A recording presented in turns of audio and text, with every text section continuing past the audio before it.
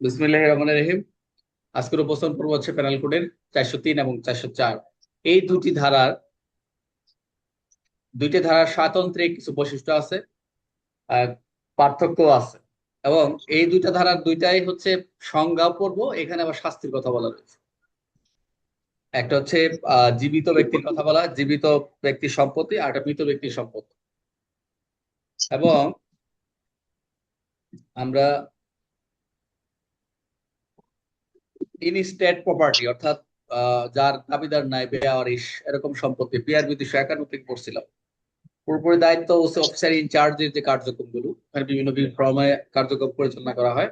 এবং বলা রয়েছে এক লাস্টের দিকে এসে বলা রয়েছে, যদি এই সম্পত্তিটি কেউ যদি আহ এটা জাল করে দখল করা হয়েছে যদি এরকম প্রমাণিত হয়, অবশ্যই তার বিরুদ্ধে ওই যে 464 জাল দলিলের যে বিষয়গুলো থাকে সেগুলো আইনগত ব্যবস্থা নেয়। মৃত ব্যক্তির তো যাই হোক, যদি এরকম কোনো তার কোনো ওয়ারিশ বা দাবিদার যদি না থাকে সেক্ষেত্রে ব্যবস্থা গ্রহণ করা। এখানে আমরা যে আজকে দুইটা সেকশন দেখবো, খুবই চমৎকার এবং পরীক্ষায় আসার মতো, অনেক পড়ে অনেকবার আসছে বলে ছোট ছোট ব্যাখ্যা আর প্রশ্ন। তো আপনারা দেখতেই পাচ্ছেন প্যানেল কোডের 1860 এর 403 ধারাটা আমরা কি দেখবো। হেডলাইনটা হচ্ছে বা সূচিটা হচ্ছে অসাধুভাবে সম্পত্তি আত্মসাৎ। কেউ বলতে পারেন এই অসাধুভাবে সম্পত্তি, এই অসাধুভাবে শব্দটা কোন জায়গায় আছে প্যানেল কোডে? প্যানেল কোডে আমরা কোথায় পড়েছিলাম অসাধুভাবে? 24 স্যার। 24 ধারায় পড়ছিলাম মনে হয়, নাকি? না কত নম্বর? 24 দ্বারা স্যার, 24 দ্বারা। হ্যাঁ, 24 দ্বারা স্যার। রাইট। আচ্ছা সবাই 24। ওকে। কত নম্বর হয়? 24 ভাবে। আচ্ছা, অসাধুভাবে, তো অসাধুভাবে আমরা পড়ে আসছি। এখন আমরা এই যে অসাধুভাবে সম্পত্তিটা যে আত্মসাৎ হবে, প্রথম হচ্ছে আত্মসাৎ।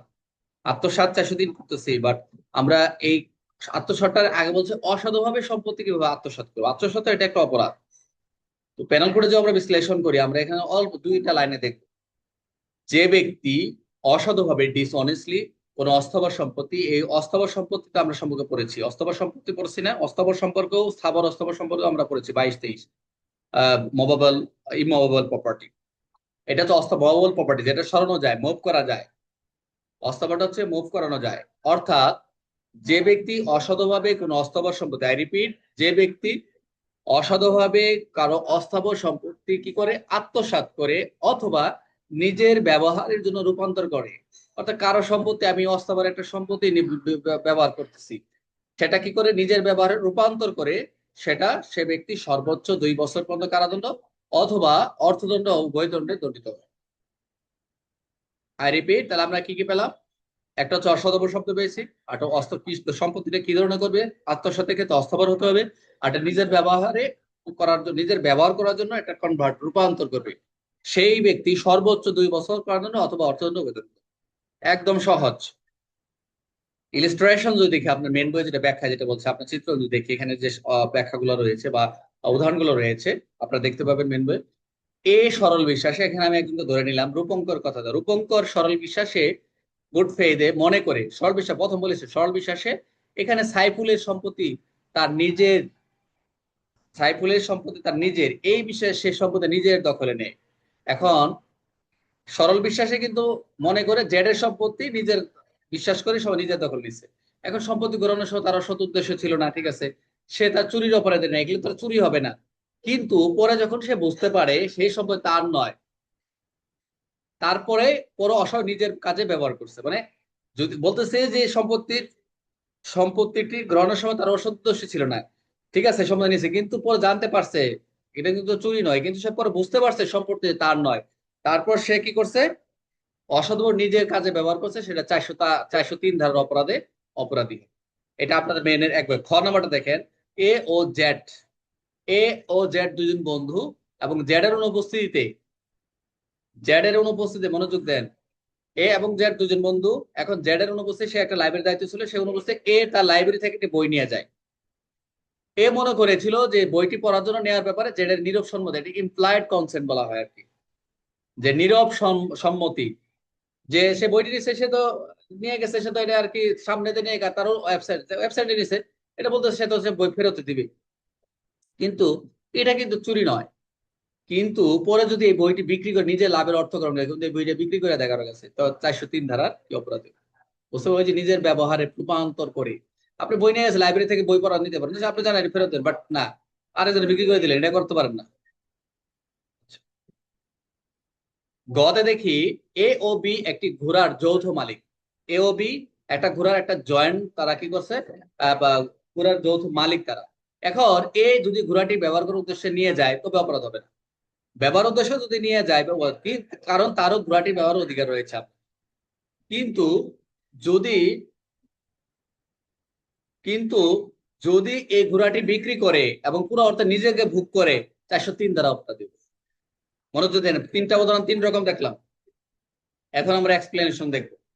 এক্সপ্লেনেশনটা কি, ব্যাখ্যা একেবারে যেটা বলছে, সাময়িক সময়ের জন্য, আই রিপিট, সাময়িক সময়ের জন্য অসাধুভাবে আত্মসৎ করে এই ধারা আওতায় অপরাধ। সাময়িক সময়ের জন্য, অল্প সময়ের জন্য ব্যবহার করলে কিরকম, এ একটি সরকারি প্রতিশ্রুতি মধ্যে গভর্নমেন্ট প্রমিসারি নোটে খুঁজে পায়, একটা খুঁজে পাইছে, একটা গভর্নমেন্ট সরকারি প্রমিসারি নোট খুঁজে পাইছে, যা জেড এর পরে জেড, যা জেড এর, যা একজন জেড এর, যেমন রূপঙ্করের এটা।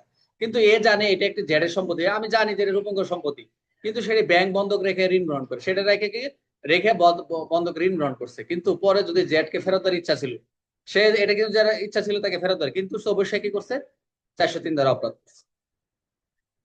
ব্যাখ্যা 2, এক্সপ্লেনেশন 2, কোনো ব্যক্তি যদি কোনো সম্পত্তি খুঁজে, একটা সাময়িক দেখলেন আর এটা এখন দেখছে, কোনো ব্যক্তি যদি এমন সম্পত্তি খুঁজে পায়, I repeat, very very important, এখানে এক্সপ্লেনেশন থেকে কোশ্চেন আসে।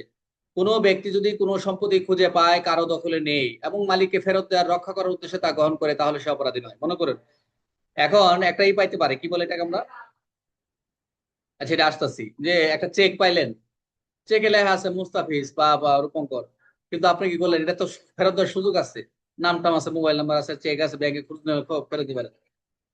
কিন্তু তবে সে অবরোধ হবে, যদি মালিককে জানার খুঁজে বের করার উপায় থাকা সত্ত্বেও সময় নিজের ব্যবহার করে।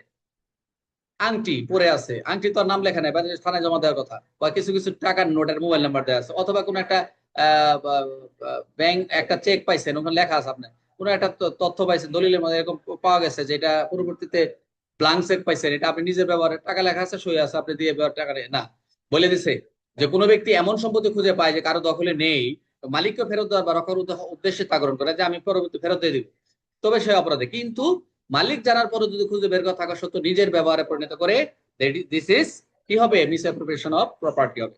মালিককে খুঁজে বের করার যুক্তির সঙ্গে চেষ্টা করা নাই, যে আপনার যুক্তির সঙ্গে চেষ্টা এটা করেন নাই।